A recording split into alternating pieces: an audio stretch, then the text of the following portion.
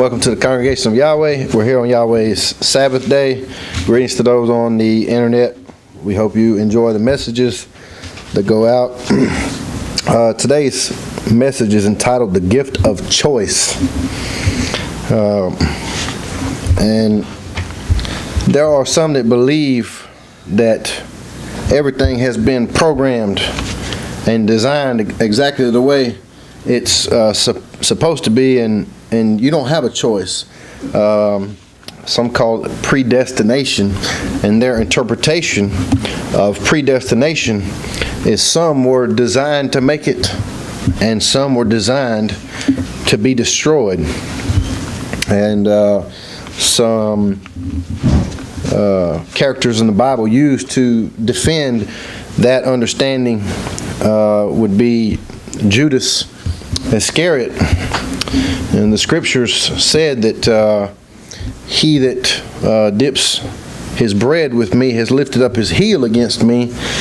And the Messiah said that this was done as it was written. And Pharaoh also is used as an illustration of predestination. Those men were designed to do what they did. But I believe that Scripture sheds a different light on it. I believe that Judas didn't betray the Messiah because it was written.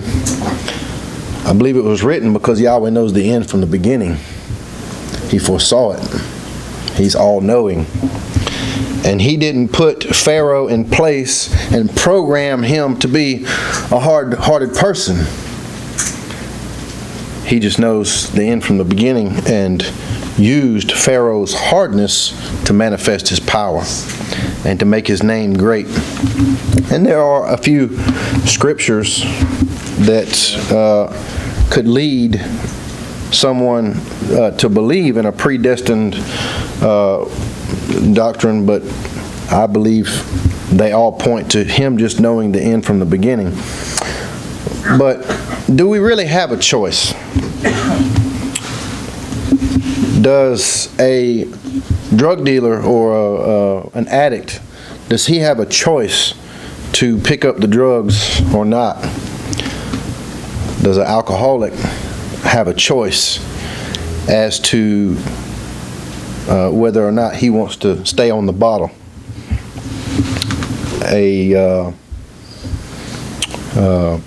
Whatever sin it may be, do we really have a choice? And I want to go to Romans chapter 7 real quick, and with a few verses in mind, and then I want to go through some scriptures concerning choice. Romans chapter 7. I'm just going to pick out a few verses here that talks about the battle that mankind, human beings, are in. That's Romans chapter 7, starting in verse 15. For that which I do, I don't allow. For what I want, that is not what I do. But what I hate, this is what I do. If then I do that which I don't want to do, I consent unto the law that it is good. Now then, it is no more I that do it, but sin that dwells in me. For I know that in me, that is in my flesh, dwells no good thing. For the desire is present with me, but how to perform that which is good, I find not. And one interpretation of this is Paul is talking about the battle of the unconverted. And another interpretation is that he's referring to a person that is in the process of being converted but hasn't figured it out yet, which I believe this is talking about before a person comes in contact with the Messiah and the Spirit. But anyway, with this in mind, when I read this, I think about my life of bondage that I was in. A time when I would go out and use drugs, killing myself, and when the high came down, despising it, but going back and picking it up again. That's when I read this. I hate it, but I do it anyway. I know it's wrong. I would tell other people not to do it, but I do it myself. And I was in bondage to myself, to my own desires, and I had no control over it. So, and the reason I want to use this as a reference is, did I have a choice? So I was meditating on this, and I'm thinking, well, and this might be, a lot of people think, worldly people think that if God or a creator truly exists, we're all just pawns in his little game. And there's a lot of anger and bitterness towards a deity because, one, they don't understand the purpose of life, and two, if he did exist, they just feel like pieces on a checkerboard. So I was meditating on this, and I'm thinking, well, did I create Satan to fall? Did I do that? No, I didn't create Satan. Somebody else did. Did I allow Satan... Excuse me. Did I allow Satan to continue in existence after he fell? Did I allow Satan to tempt Eve? No, I didn't. Somebody else allowed that. Well, why? Why has this curse been passed down to me? There's an excellent answer to that question.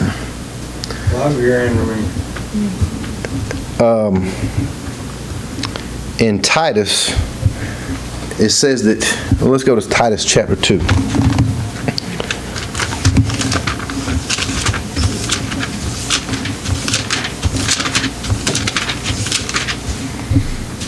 Yeah, the name Lucifer actually means a light bearer. Chapter 2, verse 14. I'll back it up to 13. Looking for that blessed hope and the glorious appearing of the great Elohim and our Savior, Yeshua Messiah, who gave himself for us that he might redeem us from all iniquity and purify unto himself a peculiar people zealous of good works.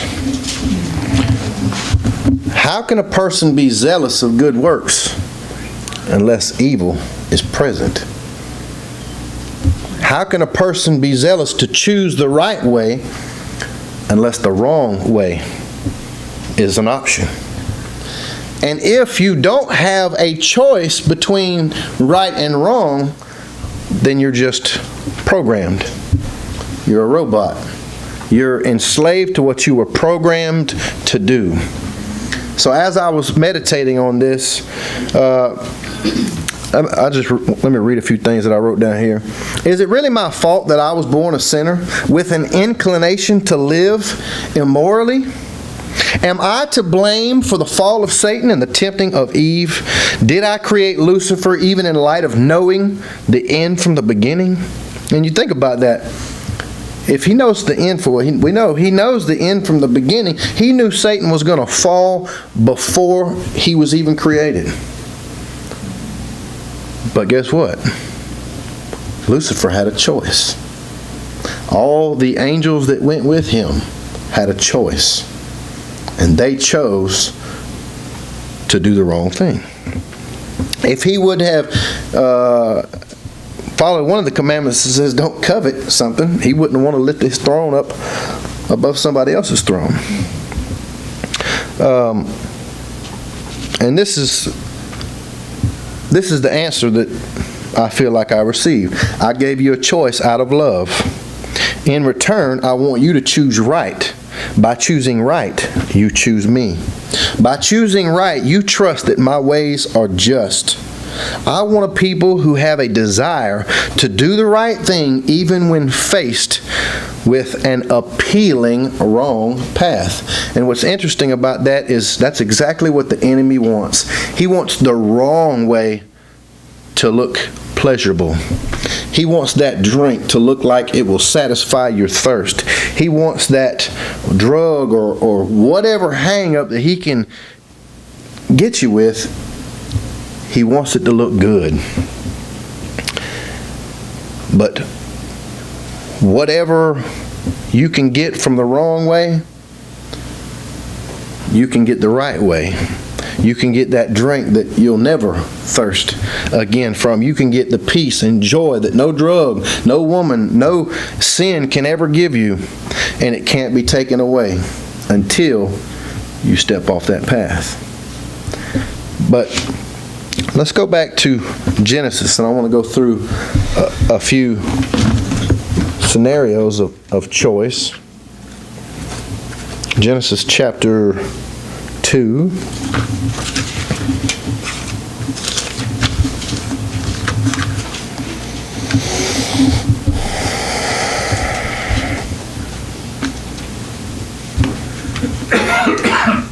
Verse 15, and Yahweh Elohim took the man and put him into the garden of Eden to dress it and to keep it. Now, in each of these illustrations that we're about to read, we'll see grace and choice in every one of them. Every scenario, there's going to be grace and choice. Starting off, in my opinion, just creating Adam and Eve was grace. He gave them life. But if they were only programmed to do what He wanted them to do with no choice, then is that real life? Is that living? Well, let's continue on. And Yahweh Elohim commanded the man, saying, of every tree of the garden you may freely eat. That's grace. I'm giving you everything. But of the tree of the knowledge of good and evil, thou shalt not eat of it, for in the day that thou eatest thereof, thou shalt surely die. Now, a lot of people think that this has some type of symbolic, deep, mystical thing, some deeper knowledge here. I personally think it was just a test.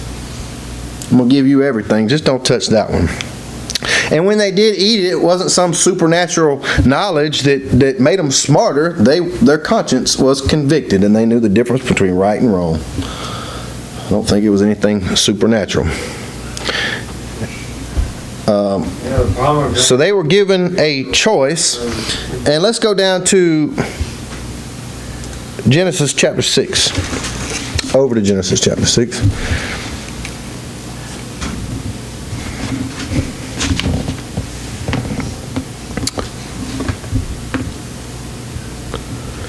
Starting in verse 5, and Yahweh saw that the wickedness of man was great in the earth, and that every imagination of the thoughts of his heart was only evil continually. And it repented Yahweh that He had made man on the earth, and it grieved Him at His heart. And Yahweh said, I will destroy man whom I have created from the face of the earth, both man and beast, and the creeping thing, and the fowls of the air. And it repented me that I have made them. But Noah found grace in the eyes of Yahweh. These are the generations of Noah. Noah was a just man and perfect in his generations. And Noah walked with Elohim. Let me skip down to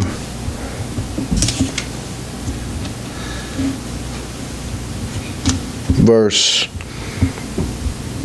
12. And Elohim looked upon the earth, and behold, it was corrupt, for all flesh had corrupted his way upon the earth. And Elohim said unto Noah, the end of all flesh is come before me, for the earth is filled with violence through them, and behold, I will destroy them with the earth.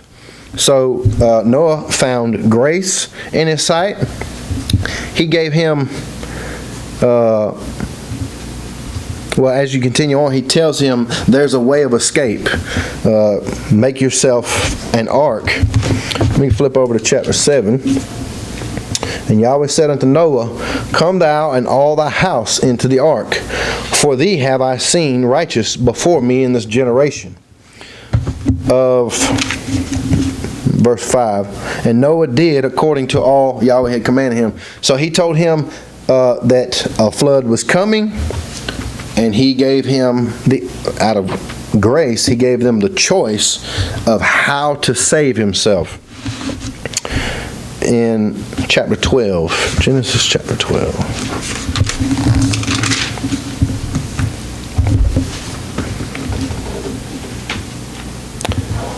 starting in verse 1. Now Yahweh had said unto Abram, Get thee out of thy country, and from thy kindred, and from thy father's house, unto a land that I will show thee. And I will make of thee a great nation, and I will bless thee, and make thy name great, and thou shalt be a blessing. And I will bless them that bless thee, and curse them that curse thee. And in thee shall all families of the earth be blessed. And Abram departed as Yahweh had spoken unto him. Now it doesn't say why Abraham was called. I believe he was called by grace. And of course Yahweh knows the end from the beginning and how Abraham would live his life and choose him. And he gives him a choice. He said, get away from this country and from your kindred, and I'll bless you. In chapter 15, verse 1, after these things the word of Yahweh came unto Abram in a vision, saying, Fear not, Abram, I am thy shield and thy exceeding great reward. And Abram said, My sovereign Yahweh, what wilt thou give me, seeing I go childless, and the steward of my house is this Eleazar of Damascus? And Abram said, Behold, to me thou hast given no seed, and lo, one born in my house is mine heir. And behold, the word of Yahweh came unto him, saying, This shall not be thine heir, but he that shall come forth out of thy own bowels shall be thine heir. And he brought him forth abroad, and said, Look now toward heaven, and tell the stars, if thou be able to number them. And he said unto him, So shall thy seed be. And he believed in Yahweh, and he counted it to him for righteousness. Genesis 18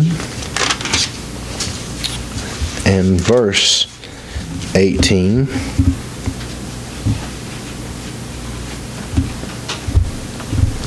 Seeing that Abraham shall surely become a great and mighty nation, and all the nations of the earth shall be blessed in him. For I know him, that he will command his children and his household after him, and they shall keep the way of Yahweh to do justice and judgment, that Yahweh may bring upon Abraham that which he hath spoken of him. He knew Abraham. He knew that he would teach his children and his household after him. And in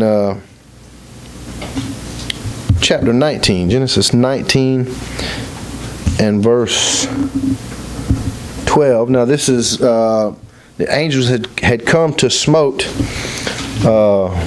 Sodom and Gomorrah, and a warning was given to Lot. I'm going to start in verse 12. And the men said unto Lot, Hast thou here any besides son-in-law, and thy sons, and thy daughters, and whatsoever thou hast in the city, bring them out of this place.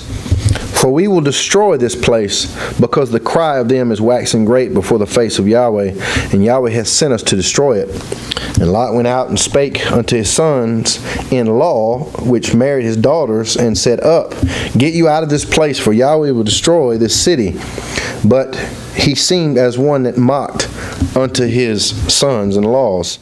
So, by grace, Lot is given a warning, and the choice was given to save himself and flee from the destruction and to take his loved ones with him.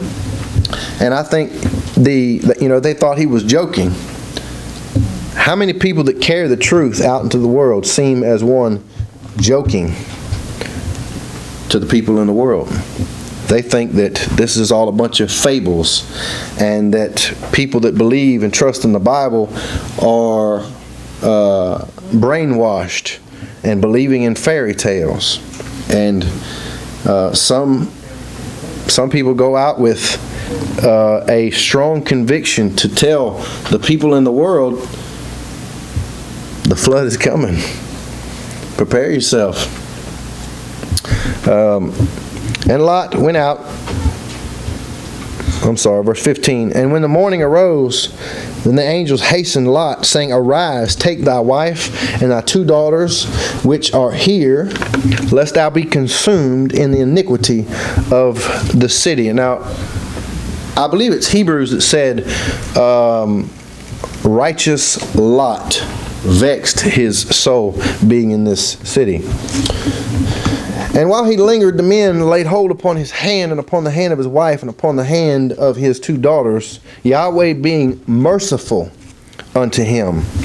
And they brought him forth and set him without the city. And it came to pass, when they had brought them forth abroad, that he said, Escape for thy life. Look not behind thee, neither stay thou in all the plain. Escape to the mountain, lest thou be consumed.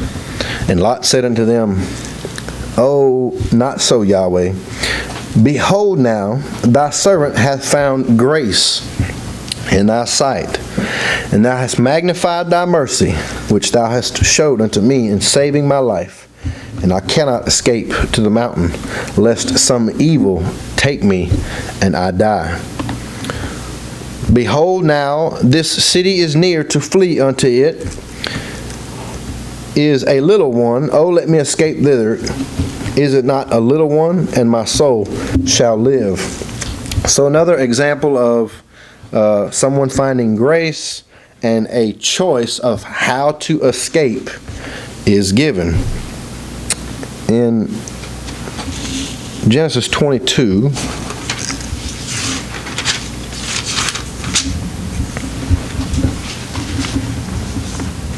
and verse 12, and he said, Lay not thine hand upon the lad, neither do thou anything unto him. For now I know that thou fearest Elohim, seeing thou hast not withheld thy son, thine only son, from me. And Abraham lifted up his eyes and looked, and behold, behind him a ram caught in the thicket by his horns. And Abraham went and took the ram and offered him up for a burnt offering in the stead of his son. And Abraham called the name of that place Yahweh Yireh. As it is said to this day, In the mount of Yahweh it shall be seen. And the angel of Yahweh called unto Abraham out of heaven the second time, and said, By myself have I sworn, saith Yahweh, for because thou hast done this thing, and hast not withheld thy son, thine only son, that in blessing I will bless thee, and in multiplying I will multiply thy seed as the stars of the heaven, and as the sand which is upon the seashore, and thy seed shall possess the gates of his enemies. And in thy seed shall all the nations of the earth be blessed, because thou hast obeyed my voice. Abraham trusted in the directions given to him by Yahweh so much that he was about to give his only son.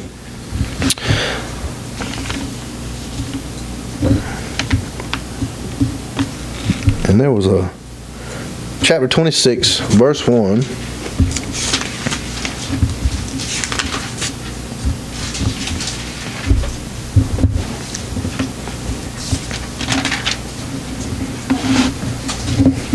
And another note on that, Abraham chose to obey. 26:1, and there was a famine in the land besides the first famine that was in the days of Abraham. And Isaac went unto Abimelech, king of the Philistines, unto Gerar.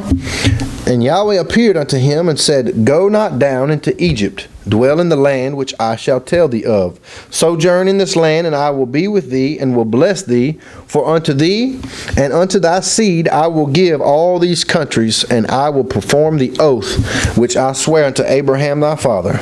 And I will make thy seed to multiply as the stars of heaven, and I will give unto thy seed all these countries, and in thy seed shall all the nations of the earth be blessed, because that Abraham obeyed my voice and kept my charge, my commandments, my statutes, and my laws.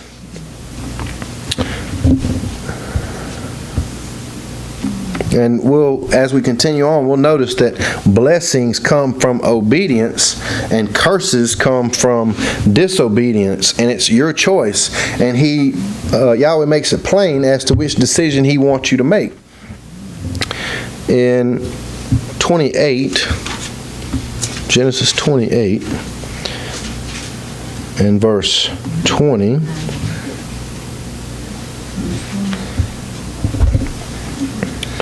now Jacob has a dream, and then in verse 20, Jacob vowed a vow, saying, if Elohim will be with me and will keep me in his way that I go, and will give me bread to eat and raiment to put on, so that I come again to my father's house in peace, then shall Yahweh be my Elohim, and this stone which I have set for a pillar shall be Elohim's house, and of all that thou shalt give me, I will surely give the 10th unto thee.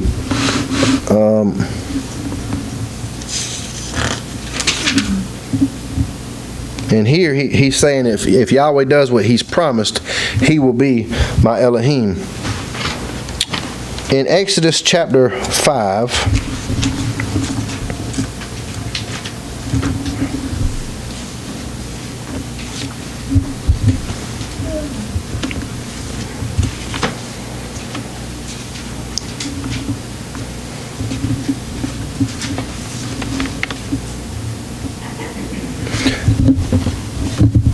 in chapter 5, verse 21. Now this is Moses has been raised by Pharaoh's daughter, and he goes out and he's actually coming back to go before Pharaoh with Aaron, and he actually made their daily task harder. And starting in verse 20, and they met Moses and Aaron, who stood in the way, as they came forth from Pharaoh. And they said unto them, Yahweh look upon you and judge, because you have made our savor to be abhorred in the eyes of Pharaoh, and in the eyes of his servants, to put a sword in their hand to slay us. And Moses returned unto Yahweh and said, Yahweh, wherefore hast thou so evil entreated this people?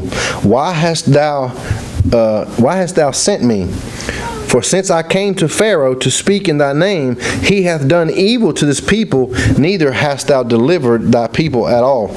And the reason I made note of that is how easy is it to question Yahweh's motives in adversity, in pain, in sickness, in death. I believe he wants us to get into a place where we trust that he can, that all things are according to his will. But, here, Moses, when bad was happening to the people, he thought that, Yahweh was just going to miraculously deliver immediately. But Yahweh had a little slower of a plan. But it was part of his plan to deliver those people his way. In chapter 6, verse 1, then Yahweh said unto Moses, now shalt thou see what I will do to Pharaoh. For with a strong hand shall he let them go, and with a strong hand shall he drive them out of his land. And Elohim spake unto Moses, and said unto him, I am Yahweh, and I appeared unto Abraham, unto Isaac, and unto Jacob by El Shaddai. But by my name Yahweh was I not known to them. Now that's interesting. By the name of Yahweh, Abraham, Isaac, and Jacob did not know him that way. And this is a little off of the subject, but there's a lot of legalists concerning the name. If you don't put a letter in the right place, or you pronounce it a little bit differently, you're not going to make it. There's a lot of legalists out there of how you say it. But that's just something that verse right there is something to meditate on, that the patriarchs, Abraham, Isaac, and Jacob, didn't even know the name Yahweh. Men that were righteous before they knew the name. Just something to meditate on. And continuing on. And I have also established my covenant with them to give them the land of Canaan, the land of their pilgrimage wherein they were strangers. And I have also heard the groaning of the children of Israel, whom the Egyptians keep in bondage. And I have remembered my covenant. Wherefore say to the children of Israel, I am Yahweh, and I will bring you out from under the burdens of the Egyptians, and I will rid you out of their bondage, and I will redeem you with a stretched out arm and with great judgments. And I will take you to me for a people, and I will be to you an Elohim, and you shall know that I am Yahweh your Elohim, which brings you out from under the burdens of the Egyptians. Now, the reason I'm going through this history here is these things are allegorical. These people were enslaved in the slavery of Egypt, and he's going to bring them out with a mighty hand, manifest his power to them, and he's going to show them how to be delivered. He's going to give them a choice, and the choice is to obey him. He didn't force them out. In Exodus chapter 9,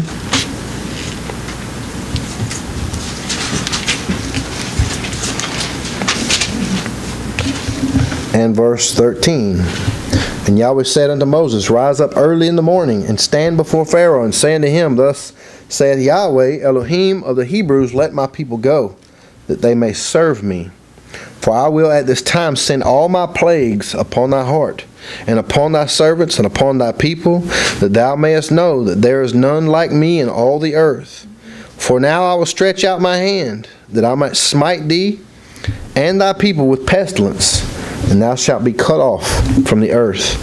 And in very deed for this cause have I raised thee up, for to show thee my power, and that my name may be declared throughout all the earth. As yet exaltest thou thyself against my people, that thou wilt not let them go? Behold, tomorrow about this time I will cause it to rain a very grievous hail, such as hath not been in Egypt since the foundation thereof, even until now.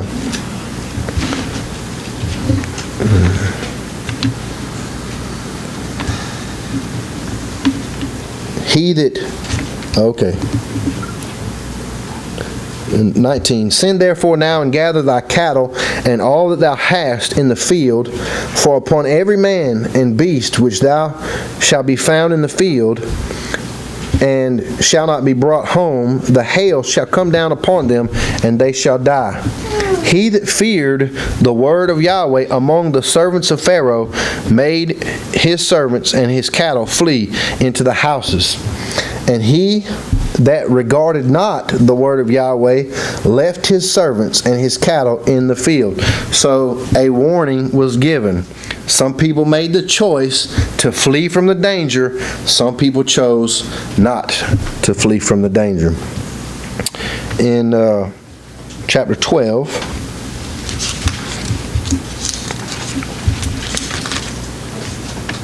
and verse 12,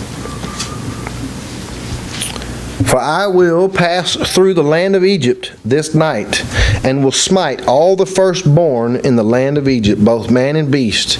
And against all the mighty ones of Egypt I will execute judgment.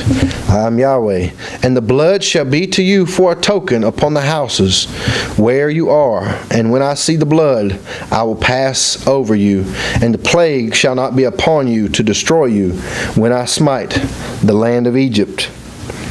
And this day shall be unto you for a memorial, and you shall keep it a feast to Yahweh throughout your generations. You shall keep it a feast by an ordinance forever. If you believe him, put that blood on the doorpost. If you don't, the plague will come upon you.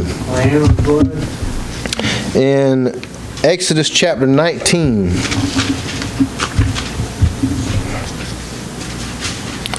and verse 3,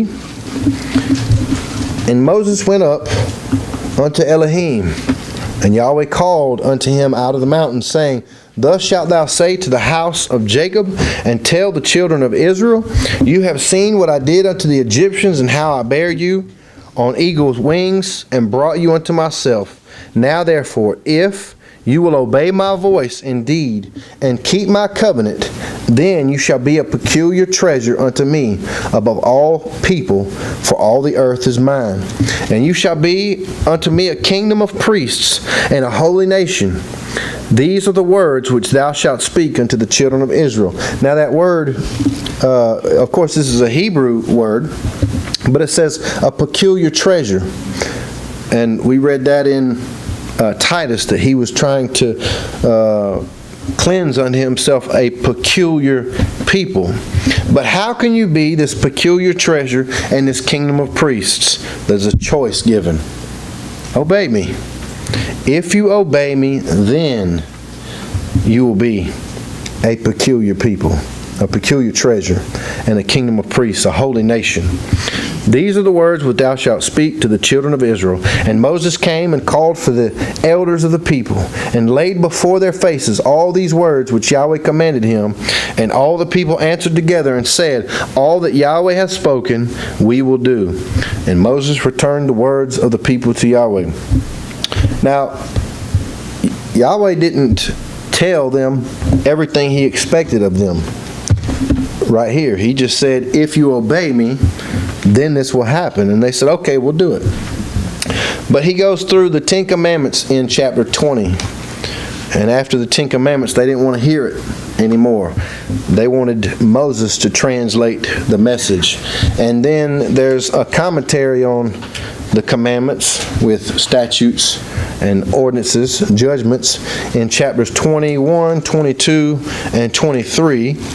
And after hearing all the words that was required of them, the way he wanted them to live, in chapter 24, starting in verse 1, and he said unto Moses, Come up unto Yahweh, thou and Aaron, Nadab and Abihu, and 70 of the elders of Israel, and worship ye afar off.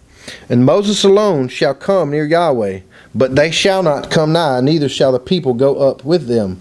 And Moses came and told the people all the words of Yahweh, and all the judgments.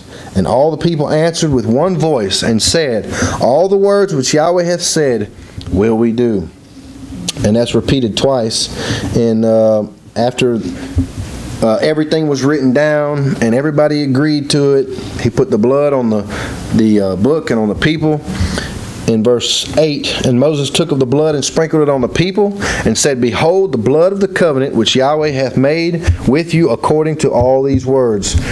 Now, he gave them a choice. He said, if you do these things, then you will be a peculiar people, and you'll be a treasure to me. In chapter 28 of Deuteronomy, let's see what comes with the choices that you make.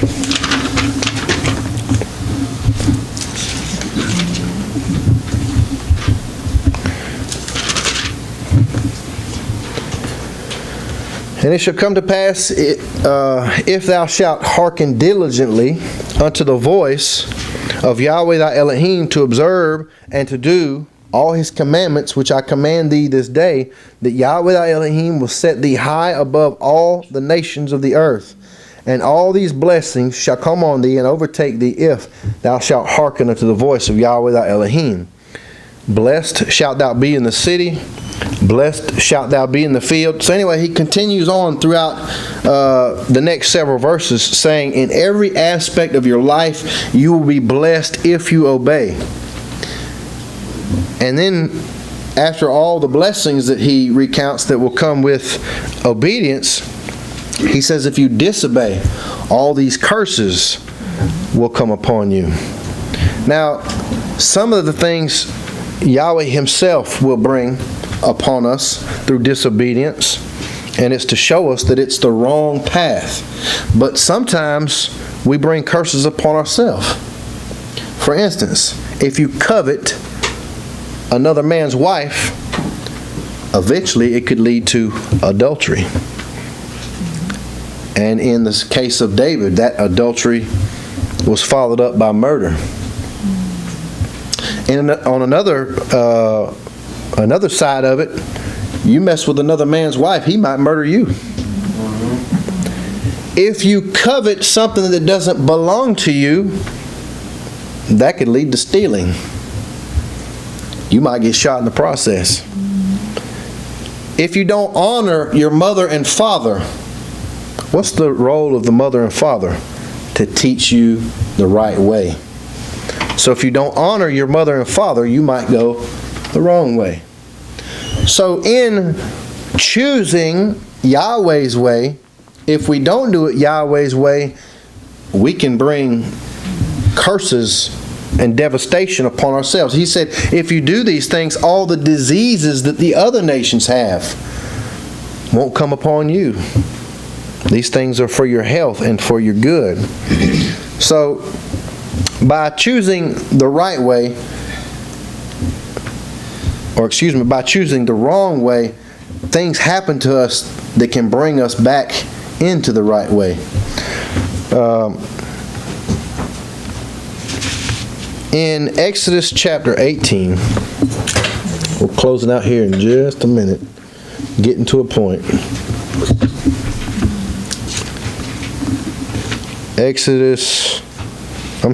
Ezekiel chapter 18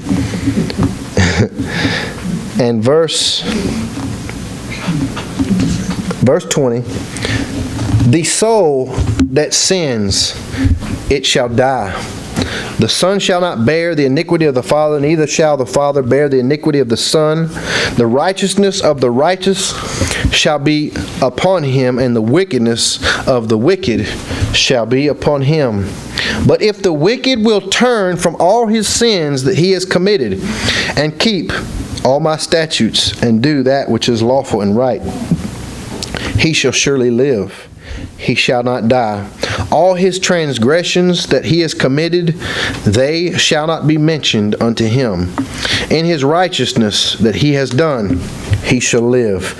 Have I any pleasure at all that the wicked should die, says the sovereign Yahweh, and not that he should return from his ways and live?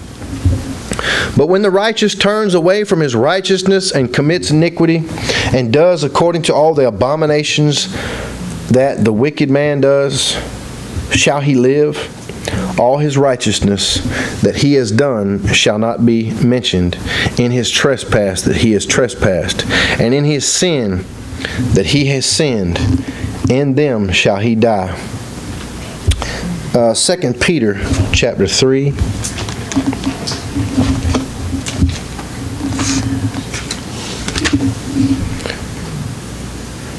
In verse 9, Yahweh is not slack concerning his promise, as some men count slackness, but is long-suffering toward us, not willing that any should perish, but that all should come to repentance. That one verse right there cancels out that interpretation that some people were just destined for the flames, and that was Yahweh's will, that somebody would burn endlessly throughout eternity.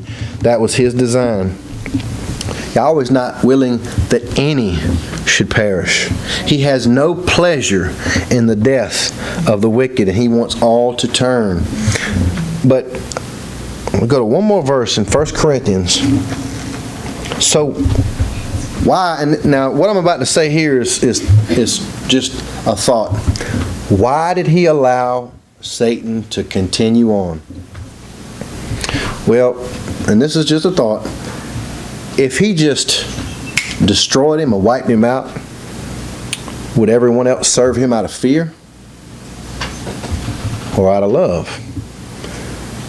What if the thought was posed in the rest of creation, well, what if Lucifer was right? So this verse in 1 Corinthians makes me ponder that. 1 Corinthians 15. And it's talking about how the Messiah has to rule until all of the enemies are put down. And when, let me start in verse 26. And it says basically the sun has to reign until all the enemies are put down. And in verse 26, the last enemy that shall be destroyed is death.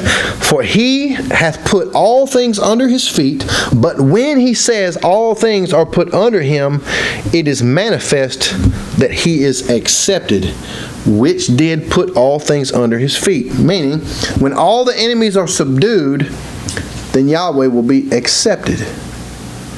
That's a strange verse. When this happens, then he is accepted. So it seems like this plan has been put in motion. He's going to come up with a group of people that are zealous for good works, and his ways are going to be declared righteous and just. And the group of people left standing will be those that chose to do the right thing in light of a path that looked appealing. But he said, as in the days of Noah, so shall it be in the coming of the Son of Man. As in the days of Lot, so shall it be in the coming of the Son of Man.